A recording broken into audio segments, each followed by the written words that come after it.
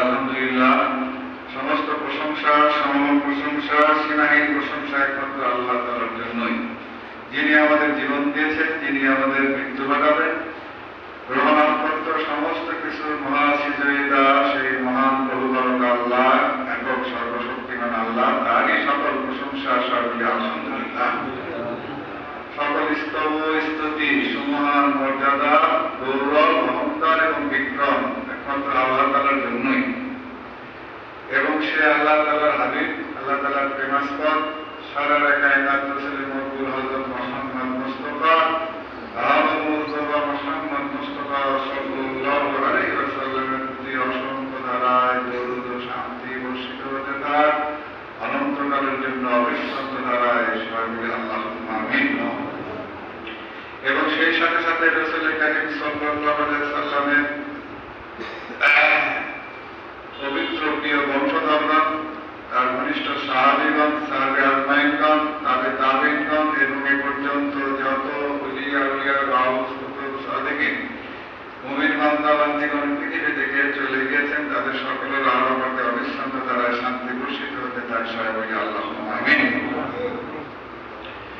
এবং সেই সাথে সাথে এই শান্তির ধারার সাথে আমাদেরকে, আমাদের স্ত্রী সন্তান, পরিবার পরিজন, বন্ধু স্বজন, প্রতিবেশী সকলকে যাতে শান্তির ধারার সাথে আল্লাহ পাক দয়া করে সম্পৃক্ত রাখেন, আবারও বলি আল্লাহুম্মা আমিন।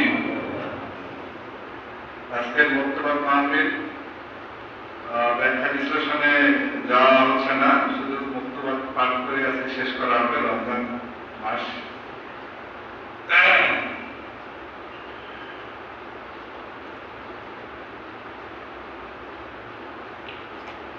আচ্ছা, প্রথম পাঠে ৪৫ নম্বর মক্তব পাঠ করা হচ্ছে। প্রশংসার পাত্র সৈয়দ শাইখ ফরিদ রাদিয়াল্লাহু তাআলা আনহুর নিকট এই পত্র তদীয় পীর কেবলা ওপাক শরীফের পর লিখিয়াছেন। খানকা শরীফের ফকিরগণের সাহায্য তাহারই প্রতি ন্যস্ত ছিল বলিয়া কৃতজ্ঞতা প্রকাশ করিতেছেন এবং রমজান শরীফের ফজিলত কিছু বর্ণনা করিতেছেন। আল্লাহ তাআলা আপনাকে স্বীয় পূর্বপুরুষগণের সরল পথে সুদৃঢ় রাখুন এবং কালচক্রের চিন্তা ক্ষোভের কারণ হইতে আপনাকে রক্ষা করুন। যে যাহাকে ভালোবাসে সে তাহারই সঙ্গে। এই বিধান অনুযায়ী আল্লাহ তাআলার দোস্তগণ সর্বদাই তাহারই সঙ্গে দৈহিক সম্বন্ধ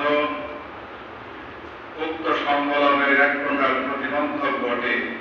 এই অন্ধকারময় দেহের কাঠামো হইতে মুক্তি লাভের পরপরই সবই যেন নিকট হইতে নিকটতর এবং সবই যেন মিলন। কারণ মৃত্যু সেতু তুল্য, বন্ধুকে বন্ধুর সহিত সম্মিলিত করিয়া দেয় মৃত্যু। তাহা ইহারই আভাস মাত্র। যে ব্যক্তি আল্লাহ তাআলার সাক্ষাতের প্রত্যাশা রাখে তাহাকে বল, নিশ্চয় আল্লাহ তাআলার সাক্ষাতের নির্দিষ্ট কাল সমাগত। এই আয়াত শরীফ প্রত্যাশীগণের সান্ত্বনা স্বরূপ। কিন্তু আমাদের মতো পশ্চাৎবর্তী ব্যক্তিবিগের অবস্থা বুজুর্গগণের অনুপস্থিতি হেতু অত্যন্ত শোচনীয়। বুজুর্গগণের রূপ হইতে ফয়েজ গ্রহণের বহু শর্ত আছে, যাহা পালন করা পক্ষে সম্ভবপর নহে। আল্লাহ তাআলার শুকরগুজারি যে এত বড় মর্মান্তিক ঘটনা ঘটা সত্ত্বেও দোজাহানের যিনি সর্দার রাসূল মকবুল সাল্লাল্লাহু আলাইহি সাল্লাম তাহারই পরিবারস্থ ব্যক্তির প্রতি এই সম্বলহীন ফকিরগণের প্রতিপালনের ভার ন্যস্ত আছে। তিনি যেন এই উচ্চ ছেলছেলা শৃঙ্খলা ঠিক রাখিয়াছেন ও ইহাদের খাতির জমা থাকার কারণ হইয়াছে। হ্যাঁ, এত দেশে এই তরিকা দুষ্প্রাপ্য এবং এই তরিকাপন্থীগণ অল্প সংখ্যক। যথা রাসূলুল্লাহ সাল্লাল্লাহু আলাইহি সাল্লামের আওলাদ পাক সংখ্যালঘু, এই হেতু ইহার তত্ত্বাবধানকারী আহলে বায়াতে রাসূল হইতে হয় সমীচীন ও তাহাদের দ্বারা ইহার সহায়তা হয় শ্রেয়, যেন এই নিয়ামতের পূর্ণতার জন্য অপরের সাহায্য লইতে না হয়। অতএব ফকিরগণের প্রতি এই তরিকার কৃতজ্ঞতা প্রকাশ করা যেরূপ কর্তব্য, তদ্রূপ আহলে বায়াতে রাসূল কর্তৃক ইহার তত্ত্বাবধান হইতেছে তাহারও শুকরগুজারি করা অবশ্য কর্তব্য। মানব জাতি মনের শান্তির যেরূপ মুখাপেক্ষী, তদ্রূপ বাহ্যিক শান্তিরও মুখাপেক্ষী। বরং ইহাই অগ্রগণ্য। অধিকন্ত শিষ্ট জীবগণের মধ্যে মানব জাতি অধিক মুখাপেক্ষী। এই মুখাপেক্ষিতার আধিক্য তাহার সমষ্টিভূতির কারণে হইয়াছে। কেননা যাবতীয় সৃষ্ট বস্তু যাহা আবশ্যক, একাই মানবের তাহা আবশ্যক, এবং যাহার মুখাপেক্ষী তাহার সহিত সম্বন্ধ রাখে। অতএব মানব অন্য সকল হইতে অধিক সম্পর্কধারী এবং অন্যের সহিত সম্পর্ক আল্লাহ তাআলা হইতে বিরত রাখে। সুতরাং সর্ববিধ সৃষ্টির মধ্যে মানব জাতি অধিক বঞ্চিত। সকলের শেষে হল মানব সৃজন, তাই সে বেগানা হয়ে রইল আজীবন। সে যদি স্বদেশে ফিরে যেতে নাহি চায়, অভাগা তাহার মতো কে আছে ধরায়। আবার এই সমষ্টিভূত হওয়ার কারণেই যে সে সকল সৃষ্ট পদার্থ হইতে শ্রেষ্ঠত্ব লাভ করিয়াছে। এই হিসাবে তাহার দর্পণ পূর্ণতর। যাবতীয় বস্তুর মধ্যে যে আবির্ভাব আছে, উহার এক দর্পণ মধ্যেই তাহা আছে।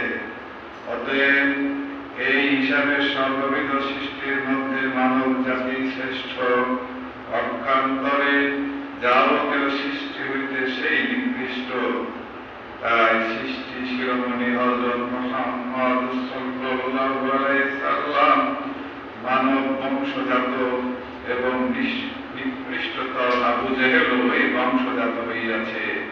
ইহাতে কোনো সন্দেহ নাই যে এই ফকিরগণের বাহ্যিক খাতির জমার জিম্মাদারি আপনার প্রতি ন্যস্ত আছে, এবং আভ্যন্তরীণ শান্তির জিম্মাদারির বিষয়ে পুত্র পিতার নমুনা স্বরূপ প্রবাদ অনুযায়ী আপনার প্রতি পূর্ণ আশা রাখি। আপনার পত্র যখন মোবারক রমজান মাসে শুভাগমন করিল, তখন মনে হইল যে উক্ত সম্মানার্হ মাসের ফজিলত উৎকর্ষ কিঞ্চিৎ বর্ণনা করি। জানা আবশ্যক যে পবিত্র রমজান মাস অতীব সম্মানী।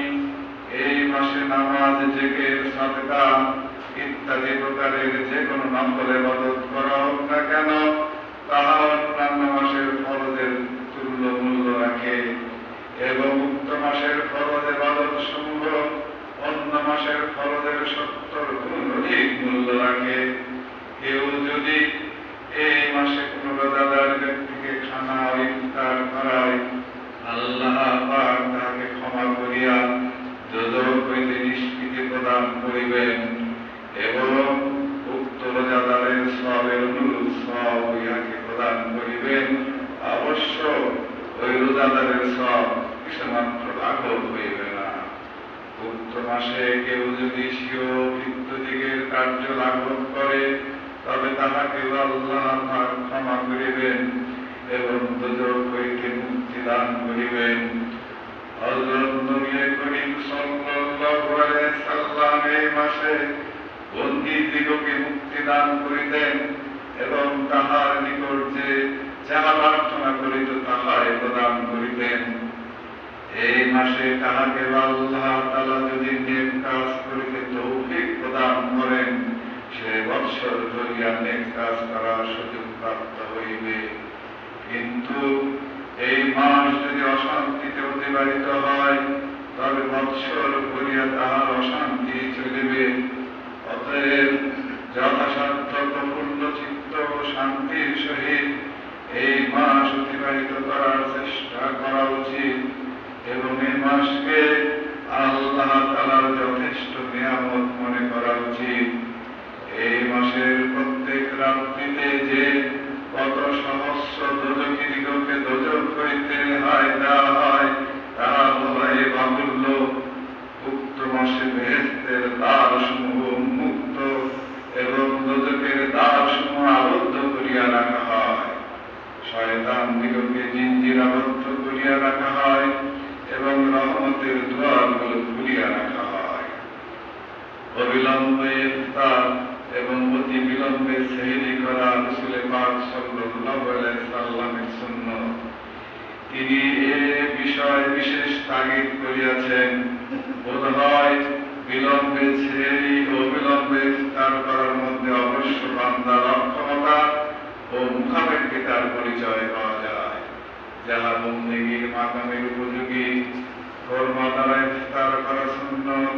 ইফতারের পরে দোয়া পাঠ করিতে হয়, যাহা বল জামা ও আল্লাহিল কুরব ওয়া সাবাতাল আজরু ইনশাআল্লাহ তাআলা, অর্থাৎ আল্লাহ চাহে তৃষ্ণা বিদরিত হইল, শিরাসমূহ তৃপ্ত হইল এবং বাড়িতে শতবর্তিল। উক্ত মাসে তারাবির নামাজ পাঠ এবং কোরআন শরীফ খতম করা সুন্নাতে মুআক্কাদা, ইহাতে অসংখ্য ফল লাভ হইয়া থাকে। আল্লাহ পাক তদীয় হাবিব পাক সাল্লাল্লাহু আলাইহি সাল্লামের উসিলায় আমাদিগকে উক্ত কার্যসমূহ সমাধা করার সুযোগ প্রদান করুন। অবশিষ্ট কথা এই যে আপনার কর্ত রমজান মাসে পাইলাম, নতুবা আপনার হুকুম প্রতিপালনের কোন ওজর করিতাম না। রমজানের পরে যাইব বলা গায়েবের কথা বলা হয় এবং দীর্ঘ আশাদায়ী হইয়া থাকা মাত্র যাহা নিন্দনীয়।